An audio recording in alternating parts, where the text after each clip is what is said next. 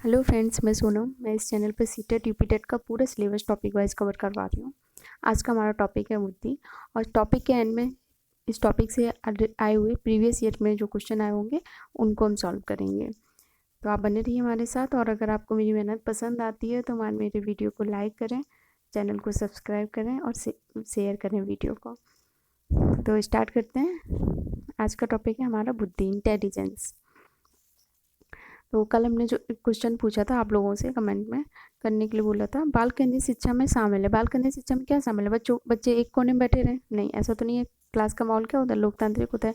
प्रतिबंधित परिवेश में नहीं, प्रतिबंधित नहीं होना है, लोकतांत्रिक होना है। बच्चों के लिए हस्तपरक गतिविधियाँ, हाँ, बच्चों को करके सीखने पे जोर दिया है, स्वयं करके सीखें, हस्तपरक गतिविधियाँ खुद करें फिर सीखें। ये वे गतिविधियाँ जिनमें खेल शामिल नहीं होते, नहीं। ठीक, तो बाल केंद्रित शिक्षा में क्या शामिल? इसका ऑप्शन सी हो जाएगा। मोस्टली लोगों ने सही आंसर दिया है सब में।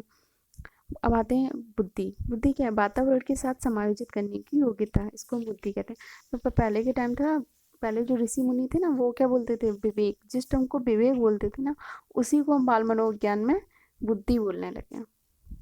तो विवेक जो होता है वही क्या है? बुद्धि।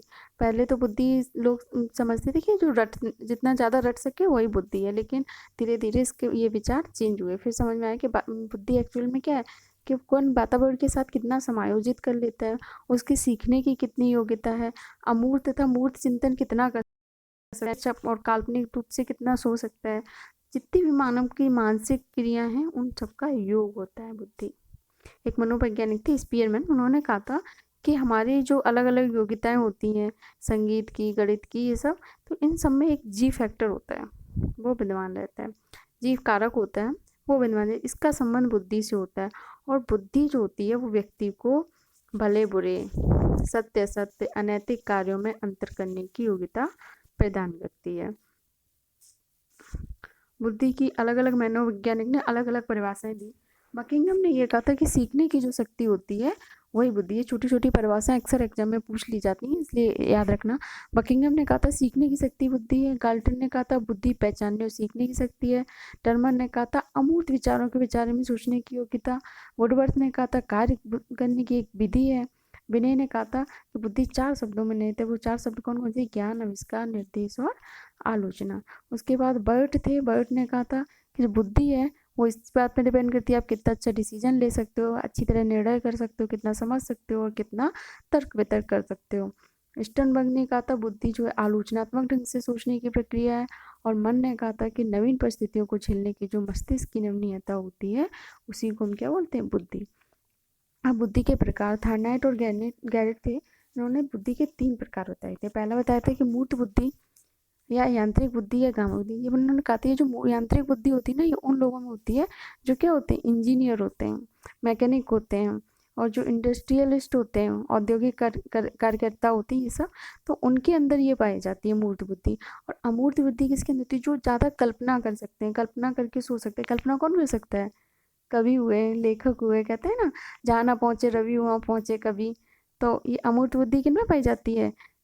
शिक्षक में, डॉक्टर में, लेखक में, पेंटर में, दार्शनिक में, इन सब में अमूर्त बुद्धि पाई जाती है। उसके बाद एक बताई थी सामाजिक बुद्धि। सामाजिक बुद्धि होती है जो अच्छे सामाजिक कार्यकर्ता होते हैं, सेवक होते हैं, व्यवसायी होते हैं, इवन कैन से अच्छे नेता होते हैं। आजकल तो ये शब्द बेमानी हो गया है, परंतु उनमें ये कौन सी बुद्धि पाई जाती है? सामाजिक बुद्धि। बुद्धि के सिद्धांत। बुद्धि के एक कारक सिद्धांत सबसे पहले आता है। एक बुद्धि के लगभग 14 सिद्धांत हैं। जो इम्पोर्टेंट है उनको हम अच्छे से डिस्कस करेंगे, जो एग्जाम में पूछे जाते हैं। बुद्धि का एक कारक सिद्धांत जो था वो किसने दिया था? अल्फ्रेड बिने ने।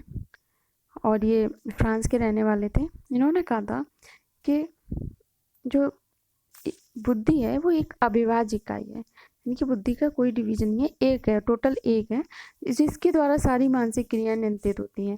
अर्थात एक मानसिक शक्ति है, उसके द्वारा सभी कार्य किए जाते हैं। और जॉनसन ने इसको सिद्धांत को निरंकुशवादी सिद्धांत कह दिया। किसने? जॉनसन ने। इन्होंने कहा था कि बुद्धि जो है, जॉनसन ने कहा, एक सर्वशाली मानसिक क्रिया है जो खुद सभी क्रियाओं पर शासन करती है, वह किसी के अधीन नहीं है। इसलिए जो सभी मानसिक क्रियाएं वो बुद्धि के अधीन है।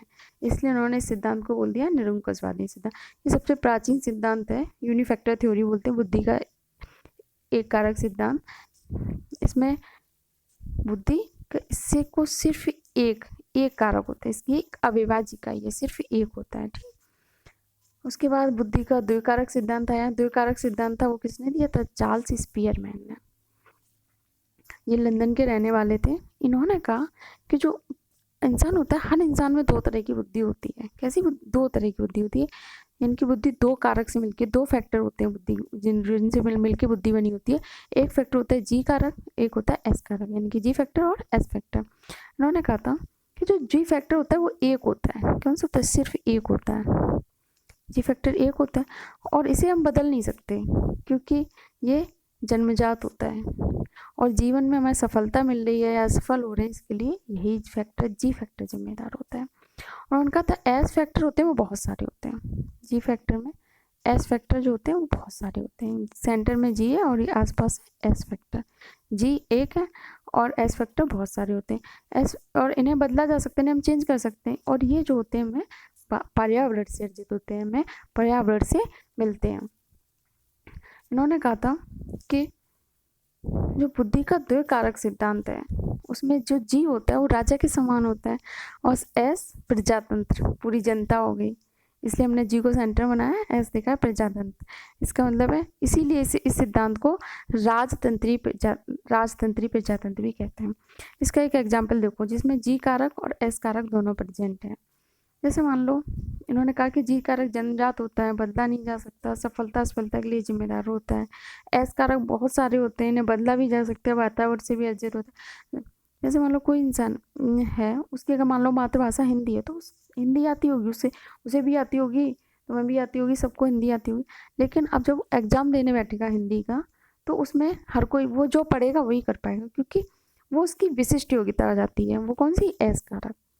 जो पहली से सामान्य बुद्धि होती है वो किस में आती है? जी कारक में। और जो उसकी विशिष्ट योग्यता होती है वो किस में आती है? एस कारक में। फिर बुद्धि का एक द्विकारक हो गया। त्रिकारक जो सिद्धांत था बुद्धि का, ये कारक स्पीयरमैन ने दिया था, त्रिकारक भी स्पीयरमैन ने भी दिया था। उन्होंने ये कहा था कि ये जी फैक्टर हो गया, एक एस फैक्टर हो गया, एक इन दोनों का कंबाइन करके अगर मान लें तो वो भी एक होगा, लेकिन वो एग्जिस्ट नहीं किया, उसमें बहुत सारे विवाद थे तो इसलिए बहुत ज़्यादा स्वयं नहीं आया। लेकिन कभी कभी एग्जाम में पूछ लिया जाता है कि तीन कारक सिद्धांत किसने दिया था, तो वो भी चार्ल्स स्पीयरमैन ने ही दिया था। उसके बाद है बहुकारक सिद्धांत। बहुकारक सिद्धांत के जो प्रतिपादक थे वो थार्नडाइक थे। ये अमेरिका के मनोवैज्ञानिक थे। इन्होंने कहा था कि जो बुद्धि का विकास है वो 18 साल की आयु तक होता है। बुद्धि कई तत्वों का समूह होती है।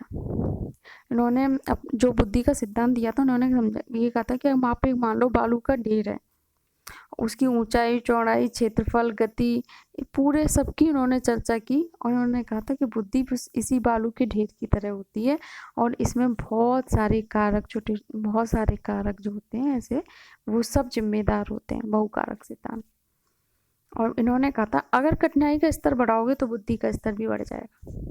जैसे मान लो हमारे पूर्व राष्ट्रपति थे अब्दुल कलाम जी, उनकी कठिनाई का स्तर ऊंचा था, इसलिए वो बहुत मेहनत से काम करते थे ना, तो इसलिए उनका बुद्धि स्तर भी ऊंचा था। अगर और कोई होगा उनकी, और कोई जनरल व्यक्ति मान लो जो कम मेहनत करता होगा तो उसकी कठिनाई का स्तर कम है, इसका मतलब क्या? उसका बुद्धि स्तर भी कम है।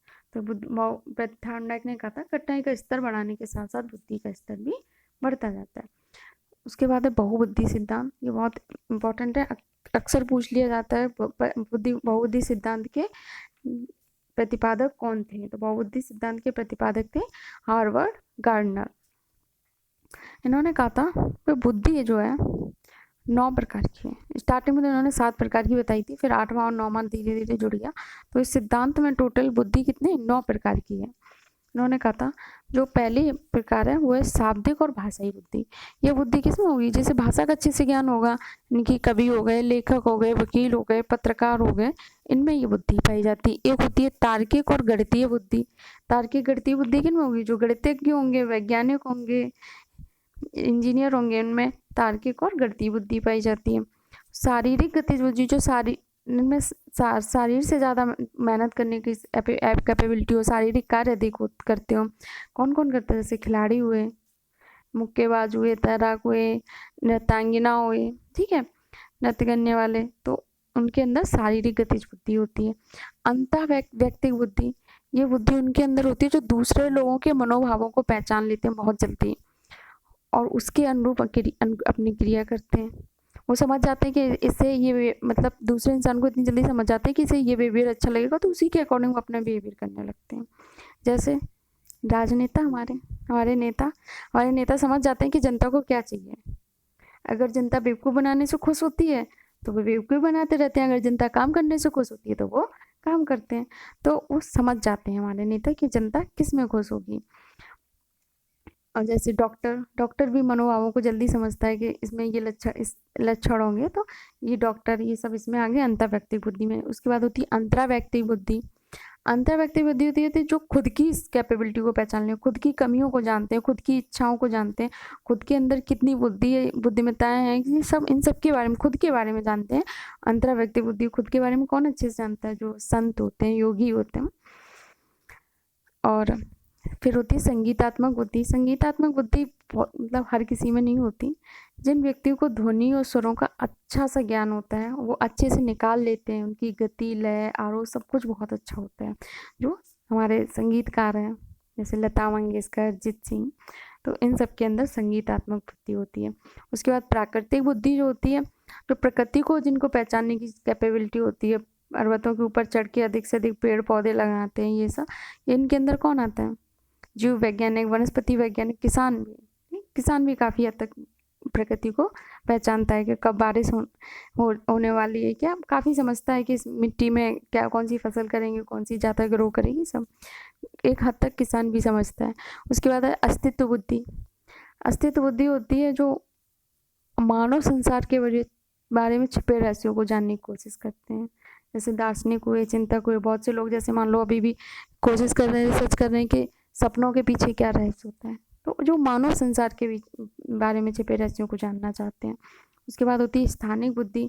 स्थानिक बुद्धि वो उनमें होती है जिनमें प्रत्यक्षीकरण की क्षमता हो, जो एकदम किसी चीज़ को प्रत्यक्ष दिखा दें। जैसे मान लो मूर्तिकार है, कहते हैं ना मूर्तिकार ने मूर्ति बनाने में अपनी जान डाल दी, एकदम ऐसा लग रहा था जैसे मान लो वो इंसान ही सामने बैठा हो जिसकी उसने मूर्ति बनाई है।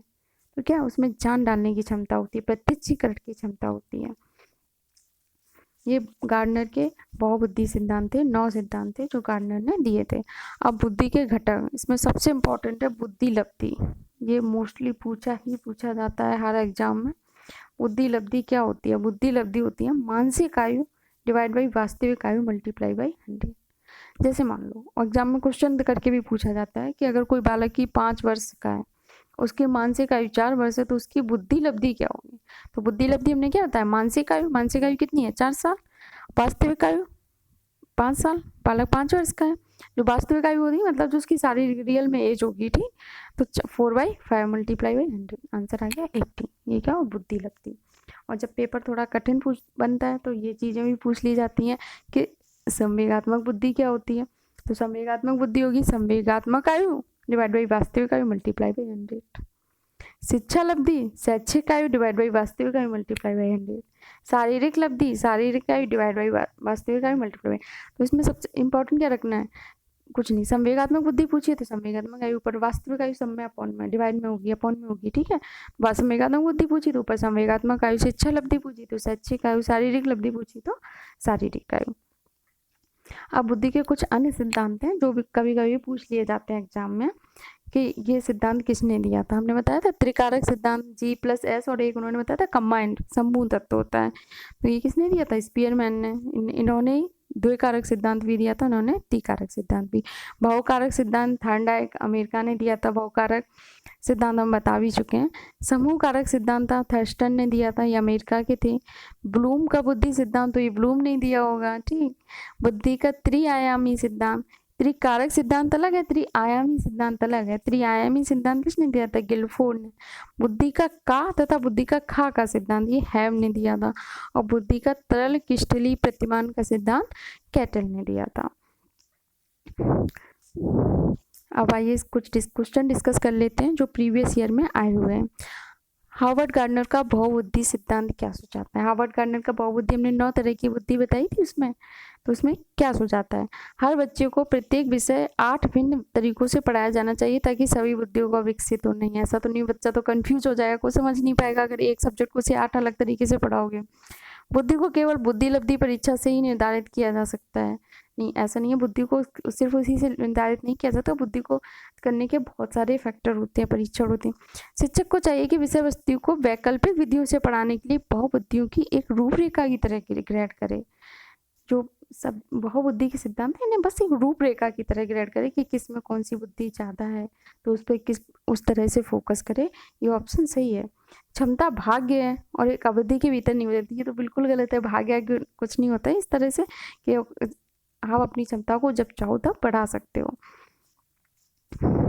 उसके बाद है बुद्धि का तरल क्रिस्टलीय प्रतिमान के प्रतिपादक कौन थे। हमने लास्ट में बताया था, ये भी पूछ लिए जाते हैं। तरल क्रिस्टलीय प्रतिमान किसने दिया था?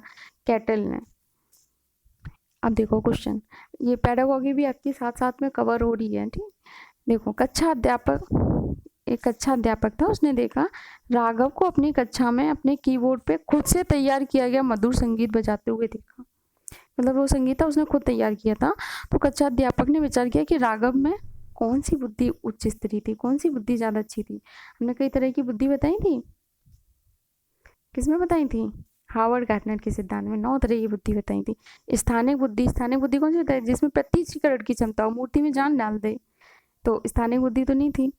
मूर्ति ऐसा तो नहीं था, कुछ प्रत्यक्ष तो नहीं दिख रहा था। संगीत में बुद्धि, हाँ समधुर संगीत बजाया, संगीत उसने खुद से बनाया था, तो उसके अंदर कौन सी बुद्धि होगी? संगीत में बुद्धि। शारीरिक गतिबोधक बुद्धि ये नहीं हो सकती। शारीरिक गति किसमें होती है? जो शारीरिक कार्य होता है, इसमें कोई शारीरिक कार्य नहीं है। भाषाई बुद्धि, भाषा का अच्छा ज्ञान हो, भाषा का अच्छा ज्ञान हो, तो ये इसमें भी नहीं है। तो इसमें कौन सी बुद्धि है? संगीतमय बुद्धि। बुद्धि की स्पीयरमैन परिभाषा में कारक जी है। बुद्धि ने स्पीयरमैन में क्या 2 कारक बताए थे, जी कारक और एस कारक। हमने क्या बताया था? एक कारक बताया था सामान्य कारक, और जी कारक क्या था? सामान्य बुद्धि के लिए जिम्मेदार है, और एस कारक विशिष्ट बुद्धि के लिए जिम्मेदार है। वैश्विक बुद्धि नहीं, वैश्विक बुद्धि नहीं, सामान्य बुद्धि। जी कारक किसके लिए जिम्मेदार है? सामान्य बुद्धि के लिए। उत्पादक बुद्धि, अनुवांशिक बुद्धि तो गलत है। अब स्टैनफोर्ड विनय परीक्षण मापन करता है। स्टैनफोर्ड विनय परीक्षण किसका मापन करता है? बुद्धि का, ठीक। अब नेक्स्ट क्वेश्चन, बुद्धि के द्वैकारक सिद्धांत का प्रतिपादन किसने किया? अब इस क्वेश्चन का जवाब आपको कमेंट बॉक्स में करना है। इसका आंसर हम आपको कल देंगे, जब हम कल नया टॉपिक लेके आएंगे। वीडियो देखने के लिए थैंक यू, और अगर आपको मेरी मेहनत अच्छी लगी हो तो वीडियो को लाइक ज़रूर करें और मेरे चैनल को सब्सक्राइब करें। Thank you. Next topic next class में।